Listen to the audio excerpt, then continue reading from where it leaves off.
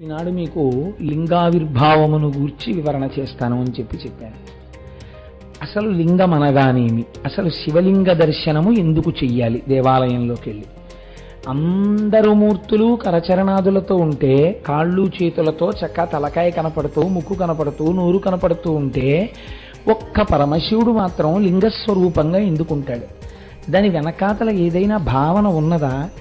అసలు ఎటువైపుకి తిరిగి పూజ చేయాలి? ఆ లింగాకృతి ఎందుకు వచ్చింది?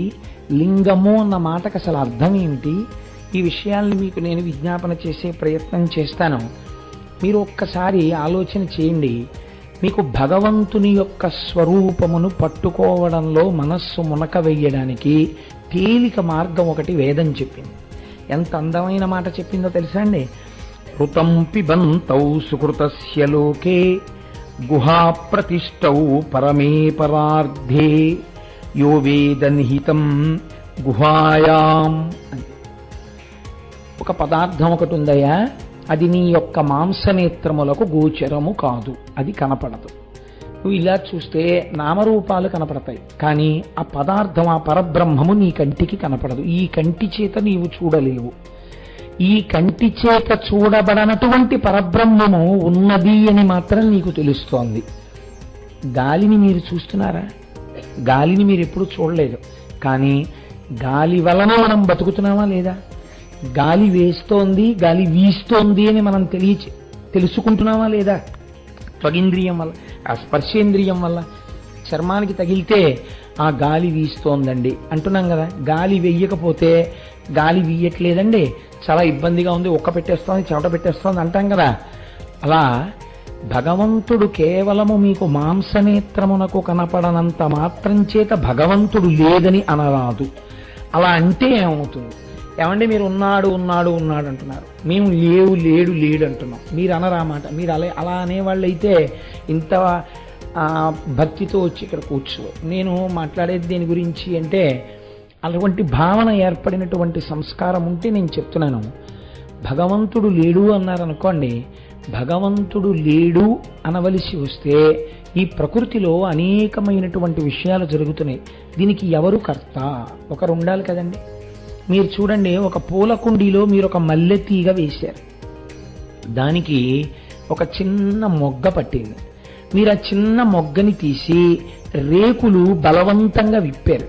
బలవంతంగా విప్పి ముక్కు దగ్గర పెట్టి వాసన చూడండి, దాని యందు సౌరభం ఉండదు. అంటే మల్లె పువ్వుకు ఉండవలసినటువంటి వాసన దాని యందు ఉండదు. మీరు ఆ మొగ్గను అలాగే ఉంచి మరునాడు ఉదయం కుండీ దగ్గరికి వచ్చి చూడండి, అది ఇంకొంచెం పెరుగుతుంది. పెరగడంలో గమ్మత్తు ఏమిటంటే, దానికున్న రేకుల దగ్గర నుంచి, ఆ కింద ఉండేటటువంటి చిన్ని చిన్ని ఈనెల దగ్గర నుంచి అన్నీ సమానంగా పెరుగుతాయి. ఒకానొక నాడు అదొక పెద్ద మల్లె మొగ్గ అవుతుంది. సాయంకాలం అయ్యేటప్పటికీ అది బాగా అరవిరిసి ఉంటుంది. రేకులు ఇలా కింద వరకు విచ్చుకుంటాయి. మీరు ఇప్పుడు దగ్గరకు వెళ్ళి వాసన చూడక్కర్లేదు. మీరు అక్కడికి వెళ్ళి నిలబడినా దాంట్లోంచి మల్లెపువ్వు వాసన వస్తుంది. ఈ మొగ్గని ఇలా పెంచిన వాడెవరు? ఈ మల్లె మొగ్గలోకి మల్లె వాసనే ఏర్పాటు చేసిన వాడెవరు? మీరు నేను కాదు కదా. అంతవరకు ఖాయం, మనం ఏర్పాటు చేయలేదు. అలాగే ఒక సన్నజాజి తీగ యందు సన్నజాజి యొక్క సౌరభమే ఉండాలి. మీరు ఒకే ఒక పెద్ద కుండీ తీసుకుని ఒక మల్లె చెట్టు, ఒక జాజి తీగ, ఒక కుంకుడు చెట్టు, మూడింటిని వేశారనుకోండి, అంటే అంత పెద్ద చెట్టు అవుతుందా అని ఊహకి చూడండి. ఒకే మడి కట్టి పోనీ వేశారండి. ఒకే మడిలో మీరు గీత గీసిన చోట మీరు పోసిన ఒకే నీళ్లు తాగినటువంటి ఈ తీగలు మల్లె పువ్వు వాసనే ఇస్తుంది, జాజి పువ్వు వాసనే ఇస్తుంది, కుంకుడుకాయ చేదు రుచి కలిగినటువంటి కుంకుడుకాయనే కాస్తుంది. అదే మట్టి కదా. మీరు తెచ్చిపోసిన ఒక మట్టే, మీరు పోస్తున్న ఒక్క నీళ్ళే, మూడు వేసింది మీరే, కానీ అదే మట్టిలోంచి మూడు మొక్కలు మూడు రకాలుగా సౌరభాన్ని, కాయని ఇచ్చేటట్టుగా శాసనం చేసిన వాడెవరు? ఎవరో ఉన్నారు కర్త ఇవి పెరగడానికి. ఇలా పెరిగేటట్టుగా చేసినటువంటి కర్త ఒకరున్నాడే, వాడు బ్రహ్మము. ఇప్పుడు ఈ బ్రహ్మం ఎక్కడున్నది అని అడిగారు. అంటే శాస్త్రం అంది బ్రహ్మం ఎక్కడున్నదని అడక్కు, బ్రహ్మమునే ఉన్నావు. ఆ బ్రహ్మమునందే నువ్వు ఉన్నావు, నీవే బ్రహ్మమై ఉన్నావు, నీకు తెలియడం లేదంతే. కాబట్టి ఇప్పుడు అంతటా నిండిపోయినటువంటి ఈ పరబ్రహ్మాన్ని చూడడానికి ఈ మాంసనేత్రము సరిపోతుందా? ఈ మాంసనేత్రం మహా చూస్తే ఎక్కడి వరకు చూస్తుందండి? ఇలా తలెత్తి చూస్తే ఆకాశంలో మన భూమి కన్నా కొన్ని వేల రెట్లు పెద్దదైన నక్షత్రాన్ని ఇంత చిన్నదిగా మిణుకుమంటున్నట్టుగా చూపిస్తుంది. అంత మాత్రం చేత నక్షత్రం మిణుకుమంటూ ఇంతే ఉందని మీరు అనుకుంటున్నారా? అది భూమి కన్నా కొన్ని వేల రెట్లు పెద్దది, కానీ చాలా దూరంలో ఉండడంలో మీకు అది మిణుకుమంటున్నట్లుగా కనపడుతోంది. కన్ను చూపించింది సత్యమా?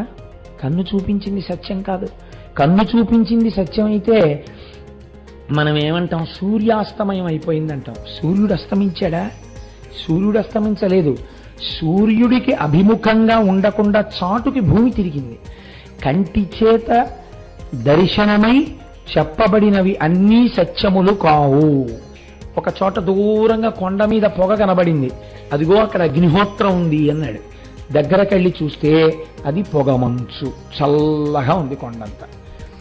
నీ కన్ను చూసి చెప్పినది ఏదో అది ప్రమాణము కాదు. ఏది ప్రమాణము? వేదం ప్రమాణం. ప్రమాణమైనటువంటి వేదము యొక్క వాక్కు ఎవరి చేత చెప్పబడిందో వాడే ఈ పరబ్రహ్మమునకంతటికీ కర్త. ఆ కర్తని మీరు చూడాలి అని అనుకున్నారనుకోండి, ఎప్పుడైనా అసలు ఇలా నా చేత మాట్లాడించేవాడు, నేను తిన్నది జీర్ణం చేసేవాడు, జీర్ణం అయిపోగా ఉన్న పిప్పిని బయటికి తోసేవాడు, నాలో నిరంతరం రక్తాన్ని అలా కదుపుతూ ఉండేటటువంటి వాడు, నాలోకి ఊపిరిని తీసేవాడు, నాలోంచి ఊపిరి వదిలేవాడు, ఇన్నిటిని చేసేటటువంటి వాడు ఎక్కడున్నాడో ఒక్కసారి చూద్దామని అనిపించింది అనుకోండి, మీరు జాగ్రత్తగా పట్టుకోండి ఈ విషయాన్ని. శాస్త్రం అంది నీవు చూడలేవు అని. ముందన్న మాట ఏమిటంటే అది నీకు కుదరదు, నీవు చూడలేవు. ఎందుకు చూడలేవు? నీకు చూడడానికి ఇయ్యబడినటువంటి సాధనము నేత్రము. ఈ నేత్రము కూడా దేని వలన ప్రకాశిస్తోంది? లోపలున్న పరబ్రహ్మము వలన నేత్రం ప్రకాశిస్తోంది. దానికి వెనక్కి తిరిగి లోపలికి చూడడం రాదు, పైకి చూడడం వచ్చు, వెనక నుంచి పడుతున్న ఆత్మ యొక్క శక్తి చేత.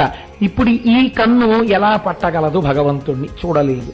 నీకు నామరూపాత్మకమైన జగత్తునొక్కదాన్ని ఈ నేత్రము చూపించగలదు. పటకారని చెయ్యి పట్టుకోగలదు, కానీ చేతిని పటకార ఎప్పుడూ పట్టుకోలేదు. కన్ను ఆత్మచేత ప్రకాశించాలి తప్ప కన్ను ఆత్మని ప్రకాశింపచేయలేదు. కాబట్టి మాంసనేత్రం చూడదు. కాబట్టి చూడగలవా? చూడలేవు. ఏమండి మీరు ఆ మాట అంటే మరి మాకు బెంగగా ఉంది. అయితే ఇంకా అసలు మాకు ఇవన్నీ చేసిన కర్త ఒకడున్నాడు, వాడిని ఒక్కసారి చూడాలండి.